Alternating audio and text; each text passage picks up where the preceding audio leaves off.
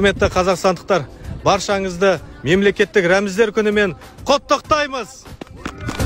Туғанда күлкімен түн төрігін, руындап солардың аттарындай, менезім бар таулардың қатарындай, жырым бар бабалар хаттарындай, әжімім бар бейнеттің таттарындай.